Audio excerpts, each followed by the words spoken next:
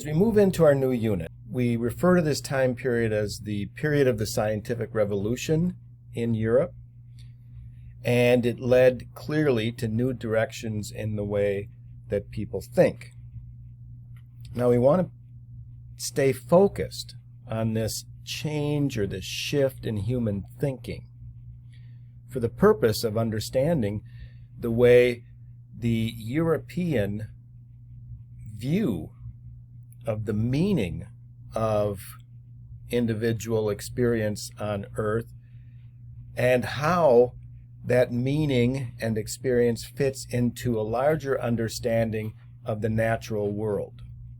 Now, clearly, when we think of what the topics we've covered thus far, that there was a heavy religious influence on the people of Europe, and there was also a heavy influence on tradition that in some ways was changing rather rapidly. For example, the development of absolutism and then further development of constitutionalism in a centralized government. So this time period is a period of intellectual growth, but it's also a period of conflict because the conflicts dealt with a shift or a change in the way Europeans viewed their experience as humans. This conflict rested essentially in the difference between this growing emphasis on rationalism versus the traditional, cultural, social beliefs of Europeans and the growing and changing European society. Now, rationalism was the idea that what we gain as true or truth, an understanding of accuracy, reality, is based on the mental processing of humans, the way humans interacted intellectually, mentally, cognitive or thought-wise with their experience. And the idea behind rationalism is that the human mind, the human ability to think, is capable of understanding truth. This truth is reflected in a rational sense through what can be observed and verified, or could be gained through an understanding that can be gained through experimentation. This week, we read an excerpt from the Novum Organum from Francis Bacon. Pay close attention to what he's suggesting about the human mind and the human ability to actually, truly, realistically understand experience and the working of the natural world, which includes an understanding of the solar system, the universe, space beyond, cosmology. Bacon says the idols and false notions which are now in possession of the human understanding and have taken deep root therein, so beset men's minds that truth can hardly find interest. Bacon is reflecting on this conflict between seeking real, accurate, truthful understanding and the traditions that are rooted in the mind of humans. So what does this bring us to? Bacon himself was one of the primary contributors, if not the primary contributor, to English empiricism. Empiricism demands that anything we presume as true must be verified by observation and experimentation. This is the beginning of the scientific understanding of human life, life on Earth, and the understanding of the natural world, how it works in reality. This school of thinking toward understanding the purpose or the meaning of human life within the larger context of the natural world that did include, very influentially, an understanding of the cosmos, the understanding of looking at the sky. What are we seeing and how does the earth fit? It was deemed natural philosophy. We would call that physics today. Now, this developed actually not new, it wasn't a new endeavor for humans in Europe. What it was a growth of what began during the Middle Ages, and I'll talk about that a little bit later in this video. But this push to understand is going to run into tradition. It's going to be resisted by traditional authority, traditional belief systems, traditional cultural and social norms, traditional ideas or explanations regarding science. And these resistance forces were rooted in theology, so we have the religious implication, the application of Scripture as a guide to what humans should understand. Now, I'm not saying we shouldn't use Scripture, but I'm saying that the rationalists, the empiricists of the scientific revolution suggested that theology and truth shouldn't and don't need to conflict. Now, scholasticism was an intellectual school that developed in the Middle Ages and influenced the cultural views of the universe and the natural world. And much of this was rooted in classicism. We looked at the Renaissance early in the course, and we understand this reverence for classical Greek and Roman learning. These ideals will come together later in this video when I explain the relationship between new science and challenges to new science and the push for accurate understanding. In the 16th century, much was going on. We'll understand that Nicholas Copernicus' book on the way planets move shifted a viewpoint regarding the natural world. In the 16th century, when Copernicus wrote and Copernicus studied and gathered data to support his conclusion, the essential principles of science in the 16th century were apparentius salvare. What that means is appearance, or the ability to see, observation. Visibility, in a sense, proves truth. So one thing, if you're expressing a new scientific idea or theory in the 16th century that guided the new science or the emergence of new science, was to make sure your conclusions are verifiable by vision. You can see them. A second principle of 16th century science was theories needed to support the a priori notions of physics. Now, what does that mean? The essential notions of physics, natural science. And two of these essentials for science, when you're looking at the sky, one thing is that planets move. That's planetary motion, except for the Earth.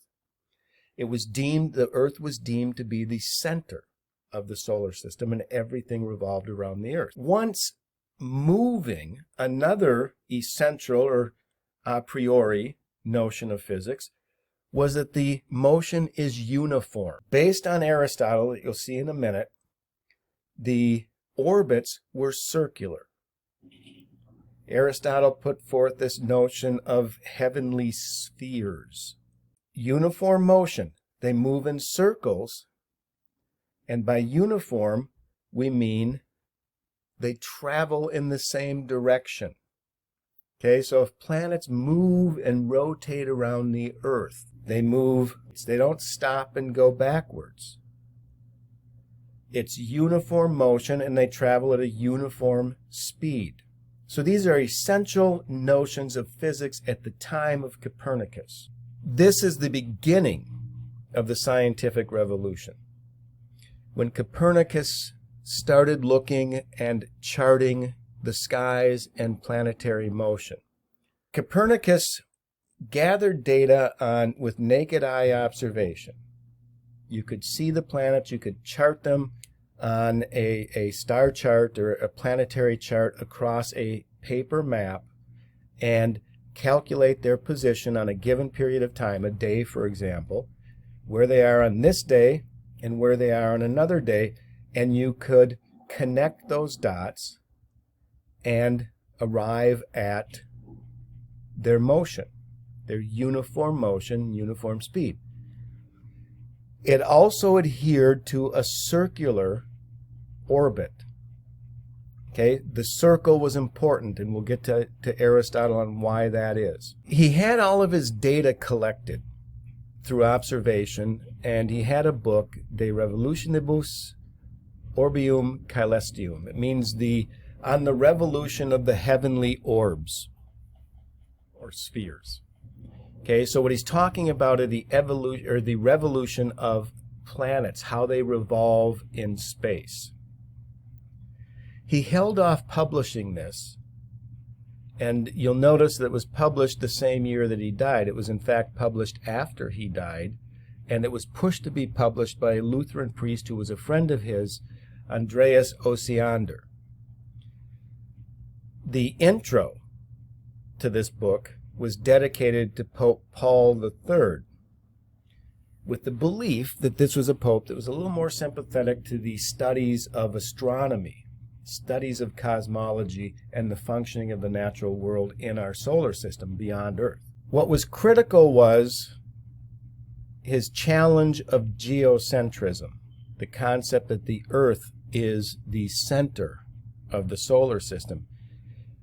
Copernicus had the evidence achieved through visual observation of a heliocentric, meaning a sun-centered solar system.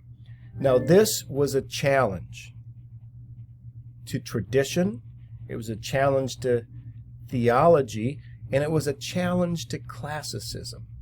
What Aristotle and Ptolemy and other Greek scientists or philosophers said about the structure and the operation of the solar system. On the right here is the Copernicus map of our solar system, and you notice the sun at the center.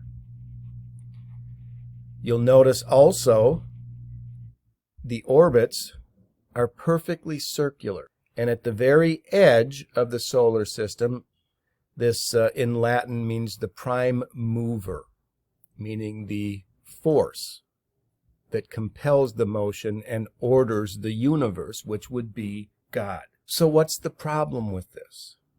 The problem was geocentrism.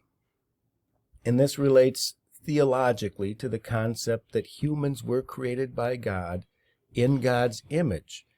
And that's expanded or extrapolated to believe that the purpose of creation and existence was us, humans, as the center of the solar system. That makes sense in the traditional sense. So, heliocentrism expressed by Copernicus was challenged. Now let's go back to this quote. False notions, geocentrism.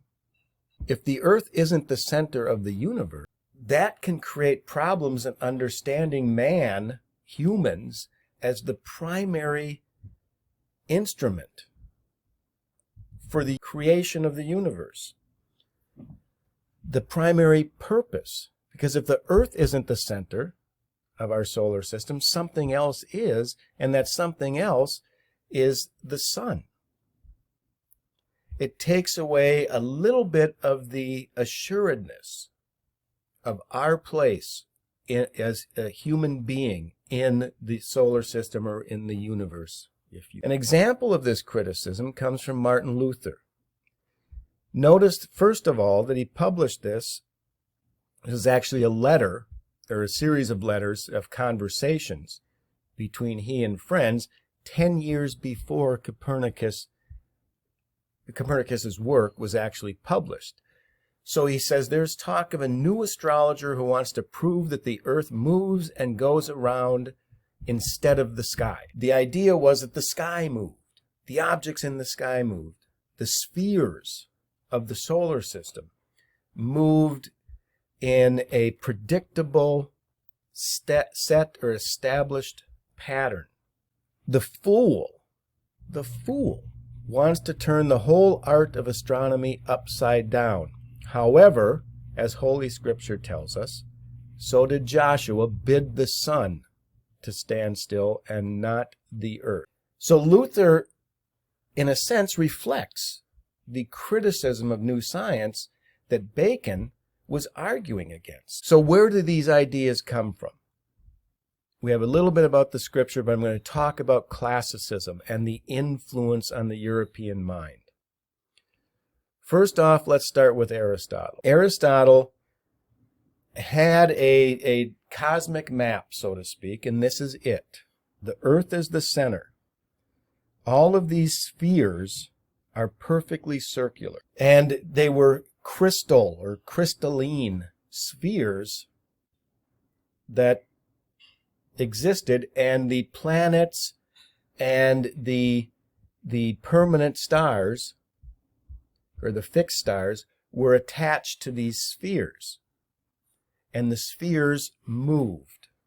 So we can see perfect orbits, the moon, Mercury, the sun, and the other planets moving in perfect spheres around the earth.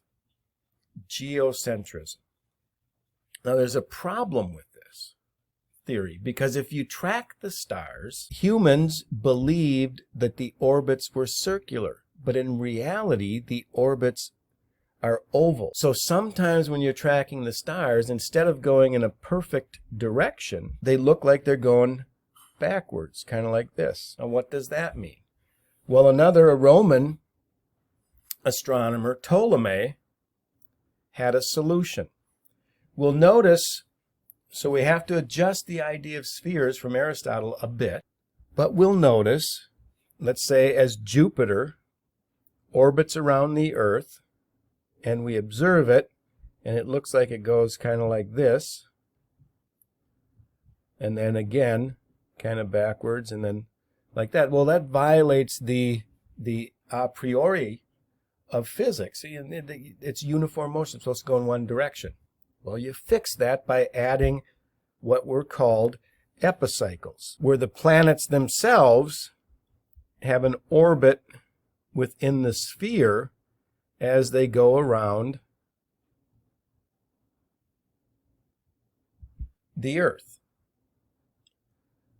So what we have is this understanding brought to the Europe of the time we're studying of circular orbits of an Earth-centered solar system. Now what this means is, this is the intellectual tradition of classicism.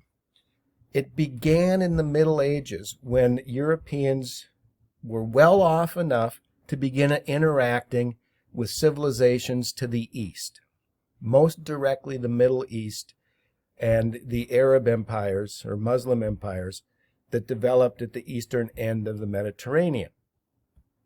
What did they get from this interaction? This interaction was all based on trade, but it was also a cultural exchange in a period of toleration for different cultural ideas. So Europeans went and interacted with the people of the East, primarily the Middle East, and they got their hands on and they collected translated texts of the classical era. So they got the works, the writings of Aristotle and Ptolemy and others. And this blossomed in the Renaissance, but it began in the Middle Ages. And this information from highly revered scholars, philosophers such as Aristotle, came to the West, to Europe, and was melded into an intellectual school called scholasticism. Scholasticism was using classical texts, especially Aristotle, as a foundation to prove Scripture correct. So when I say melded, what scholasticism did was it took the classical learning and contrived it to fit the biblical story. And then the intellectual part of it was what scholars did was they took the information, circular orbits, Earth-centered universe, the Bible, and they tied it together.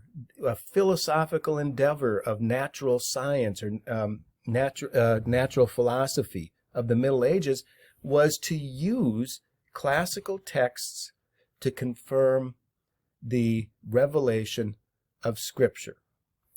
One last thing before I go. These are Ptolemy's epicycles.